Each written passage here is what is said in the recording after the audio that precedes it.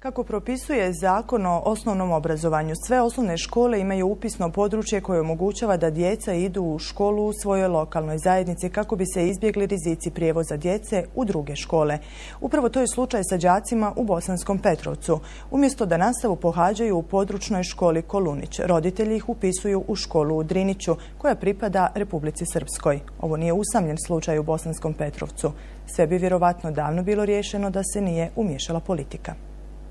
Iako je zakon jasno propisao da sve javne osnovne škole imaju upisno područje, te da se učenici upisuju u školu tamo gdje su nastanjeni, u Bosanskom Petrovcu ovaj zakon se doslovno krši.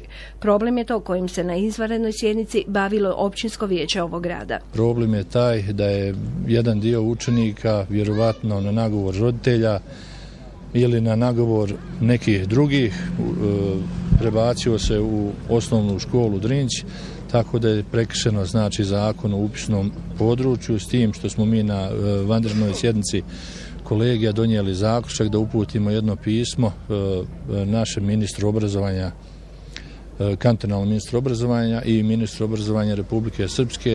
Donijeti su zaključci kojim se od lokalne vlasti u Driniću te od direktora tamošnje škole traži da ispoštuje ovaj zakon o upisnom području. U trenutku dok se većina škola nosi sa upisom smanjenog broja prvačića, u ovom slučaju je to još izraženije. S učenicima se manipuliše.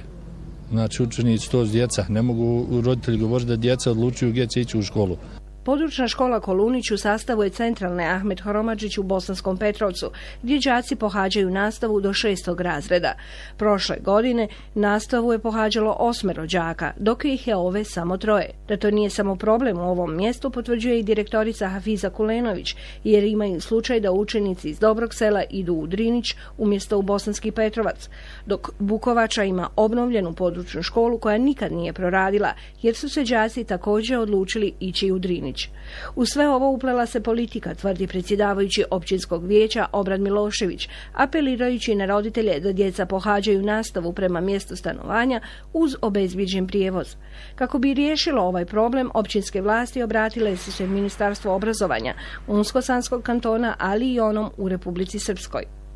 Gnijezda koje su laste savile na prozorima ove škole za sada su prazna, kao i đačke klupe. Za laste vjerujemo da će doći s proljećem, što za djecu nismo sigurni.